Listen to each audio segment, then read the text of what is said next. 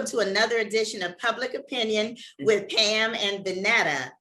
We are excited to have a very special Father's Day edition this week. It's June, it's Father's Day. We are, now so far we've gone over graduations. You got a wedding coming up. We talked about our grooming party. Yes, the grooming party, that's part of getting the groom ready to be married. And that's why I really think that this is a good show, because this show today is talking about fathers, and they're going to be answering questions about being fathers and the importance of being a good father. Which is so important to any man.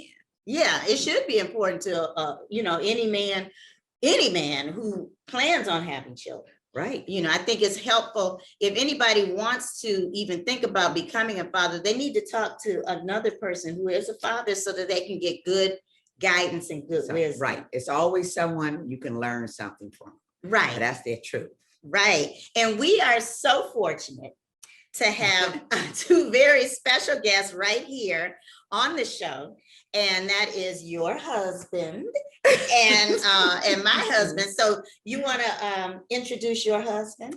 Yes, I'd like to introduce my husband of 32 years. His name is Richard C. Perry. He's the father of my 3 sons. All right. And I would like to introduce my husband, Hodge Morton III. And we have been married in August. It will be 35 years. At one point in time, I thought it was going to be 36 years, but I do want to clarify it's going to be 35 years in August. And he is the father of our 2 children. And so let's welcome our very special guest. All right. So welcome. We're happy to have you all here. This is the first time they've ever been on the show. Right. This is the first time we've had this many guests. Okay. Right here, all on the same couch. This is exciting. Okay, I'm gonna call this the couch of wisdom now, because there's been a lot of wisdom that's been coming since we've been sitting on this couch, since we've been actually in person. And so we have a public opinion question for our men to answer. And so I'm very excited to see what their answer is going to be to the public opinion question. So let's get started and see what that question is. What is the greatest thing about being a father? And what advice can you give to new fathers? All right. So who wants to answer that question first? Oh, God. The father role is very important. Let me start off. First of all, I grew up without a father. And once we had the kid, my daughter and my son, I said to myself, wow, this responsibility is really deep. And I said to myself, how will I raise these kids? And the first thing that came to my mind was the Lord. So I went to the Bible and asked the Lord to direct me and raise my kids on the way they should go. I found that to help me so much in my life and raising my kids in terms of discipline, in terms of listening to them, their mental capacity, their spirituality. I think that's a great gift from God to give me that responsibility to raise my kids. And it's awesome. And my advice to the next father, I would tell him the same thing. You got to put God first, and all that way is acknowledge him, and he will direct your path. That's including the kids. And that's the best advice I can give any father. All right. And that's some good advice. Amen. We're going to have to pass the collection plate now. But that's very good advice. Very good. All right, Rick, let's see what you have to say. For me, unlike my good friend Hodge, I did have an excellent example of a father in my life. And he was rooted also in the Bible.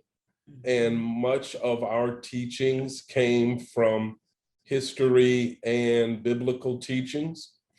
And so for me, it was easy to transition into the role of fatherhood.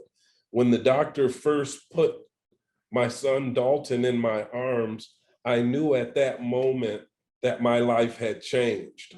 And I just felt an overwhelming sense of responsibility that I needed to, it was just like a game changer. And so it's the advice I would give is the word selflessness. In other words, you're now secondary. Everything that, in my opinion, a good father does, he puts his children first. He tries to put them in the best possible position, many times at self-sacrifice. And you just do everything you can to put your children in the best possible position for their growth, education, and let them experience life with a strong foundation, rooted in the Lord and rooted in some historical. Also, I've got to say that Hodge, it's your circle, your reference. Hodge plays a role in helping to raise my children and vice versa for us with their children. And so it's all about the village and the family. Yeah. And Rick, I'm glad that you said that about the fact that you had an example of a good father. And then Hodge, you said you didn't have that, but yet and still you're a very good father.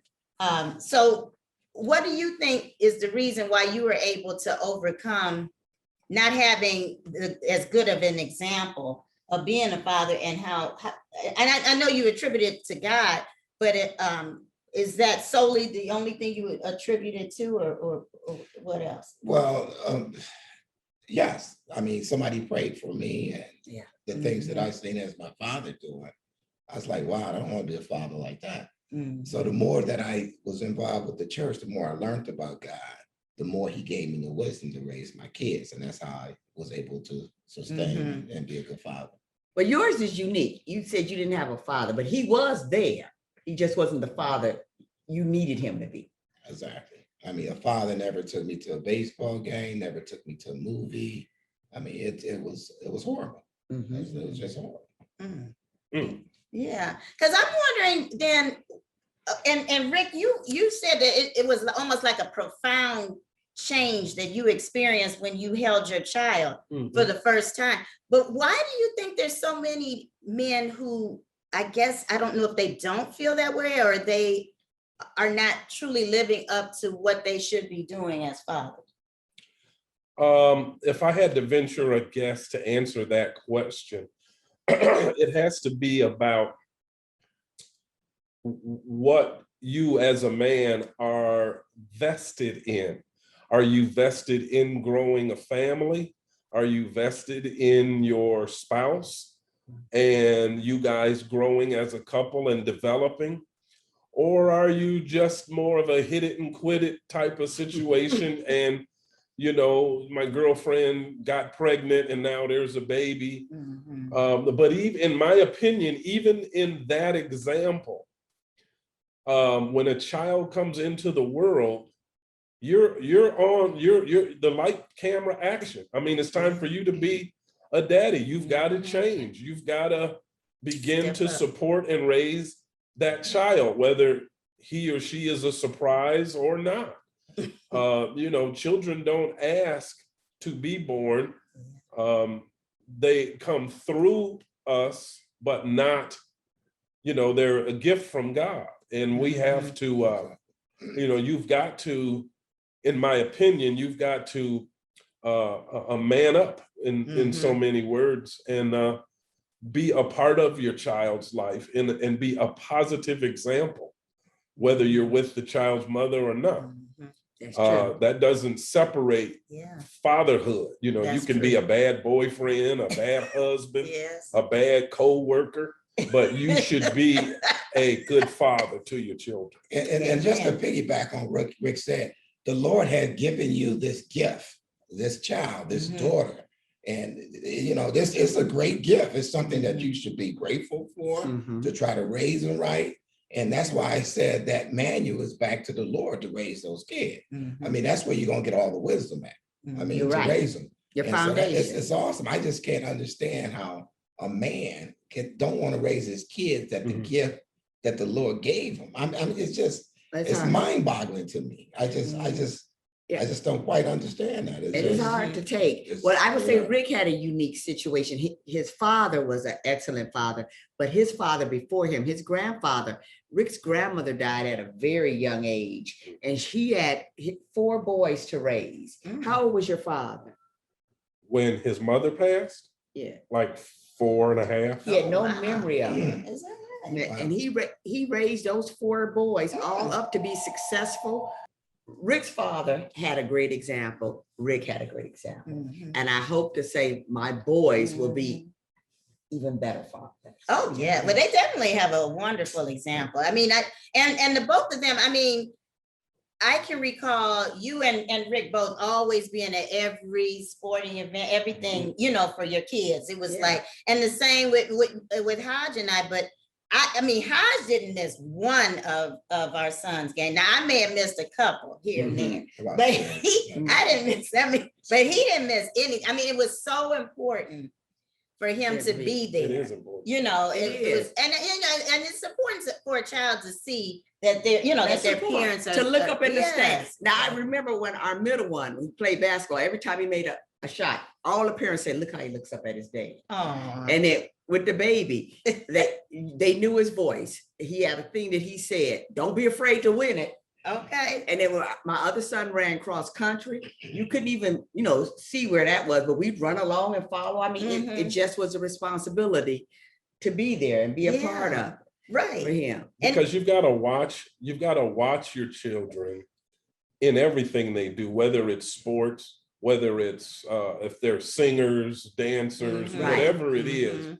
you've got to take an interest in what your child does and give them some constructive criticism. Exactly. This is where you learn, Mhm. Right. you know, there's safety inside your house. And when you can talk as a father to your son or to your daughter, you know, you're getting them ready for the real world. You know, we're not pulling punches with these kids. You've Yeah. got to tell them sometimes it ain't good news. Sometimes it's Yeah, harsh. exactly. Sometimes the answer is no. Yeah, Yeah. and you've got to be that firm, and you don't always need to confirm with them why it's no. Sometimes maybe you just got a gut feeling, Yeah. but without that, it's like a rudderless ship in the ocean that's being blown anywhere by the wind. And so what we as parents, and especially men, you have to be that rudder, that guide that Right. takes your child in the direction that you want him or her to go.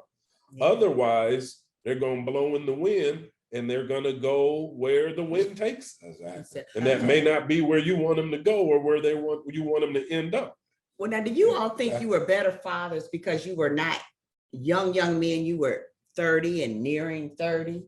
I was 30. I was still young. I mean, I was young to me. 29, I think 29 or 30. Yeah, nearing 30. 28, 29.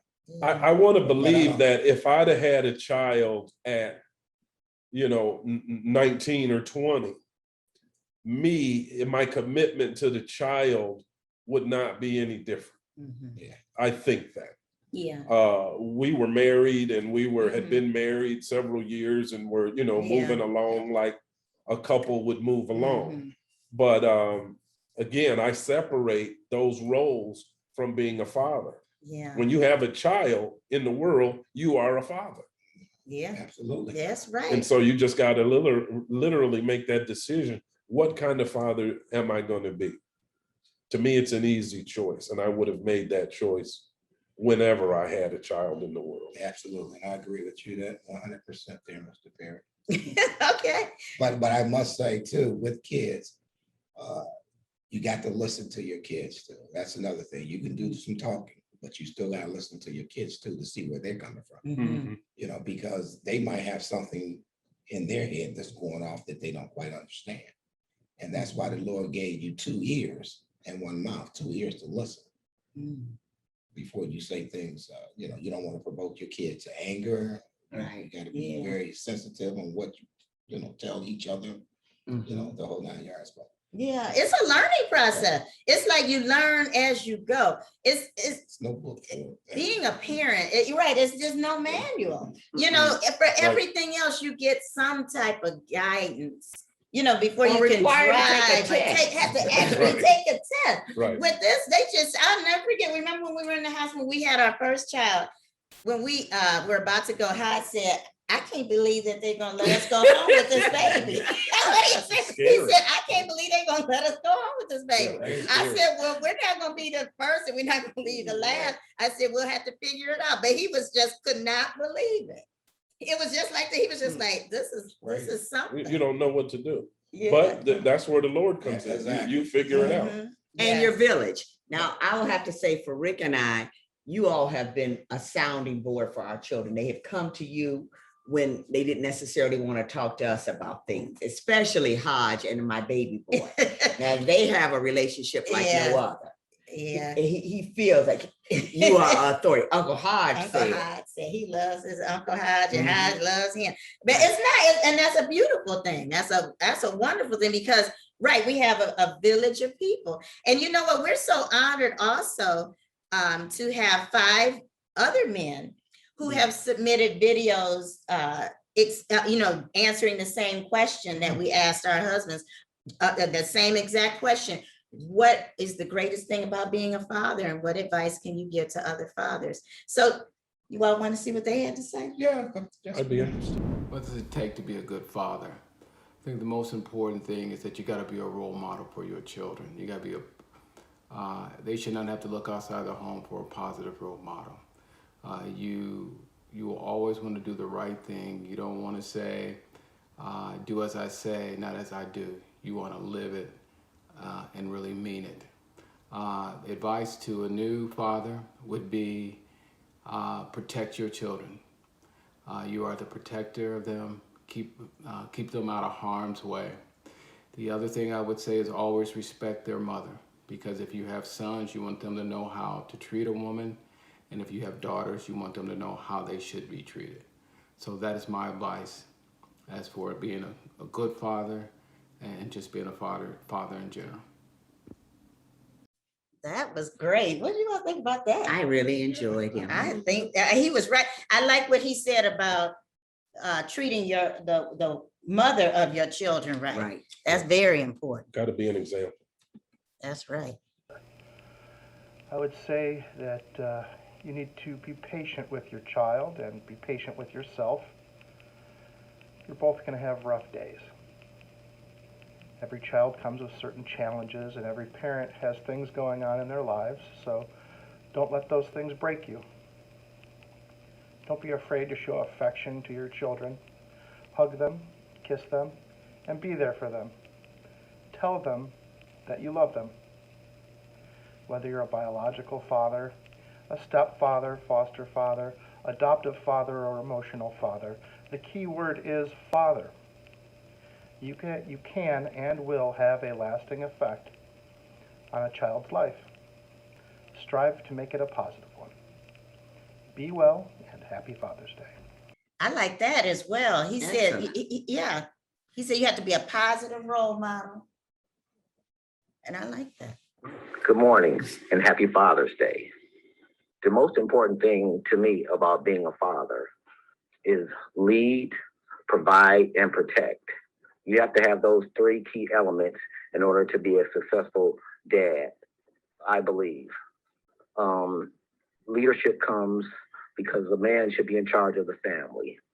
And also he should provide and make sure that they have all the necessities that they need, and to get them as comfortable or to make them as comfortable as possible.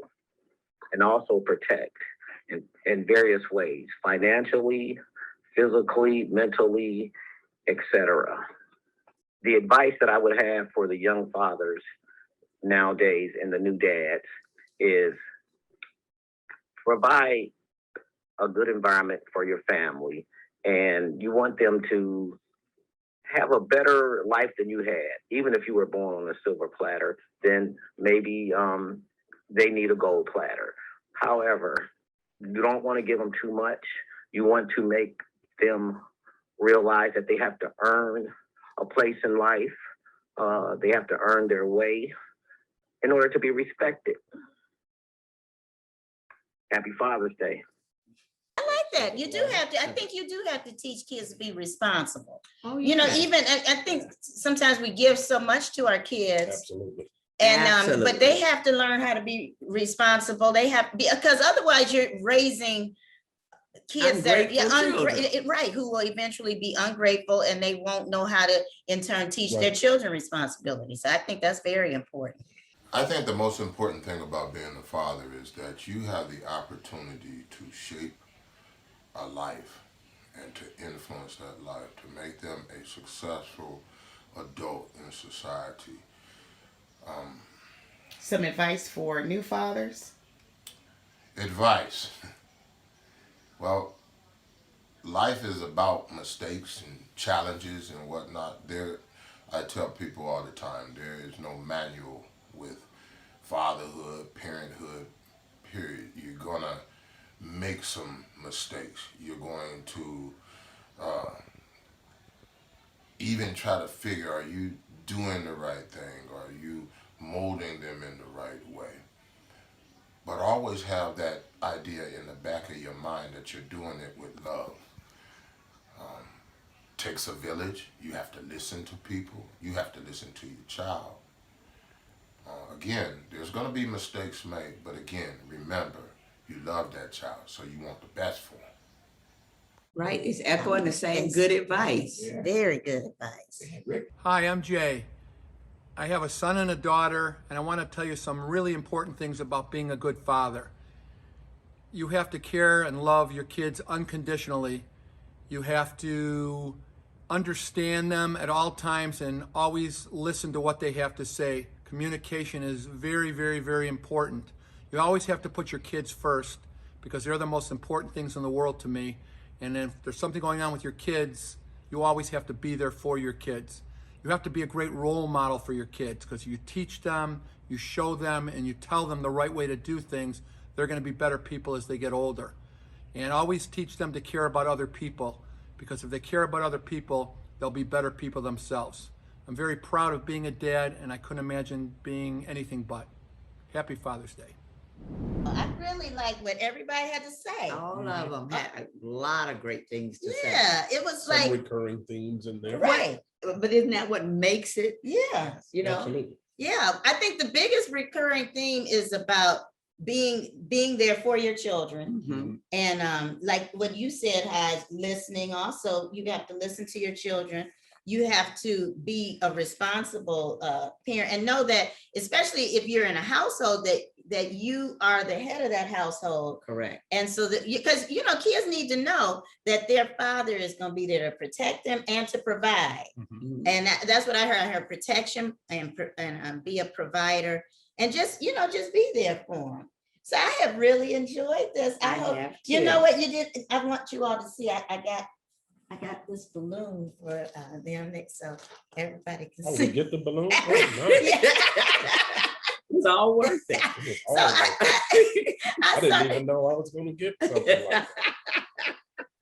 Thank you.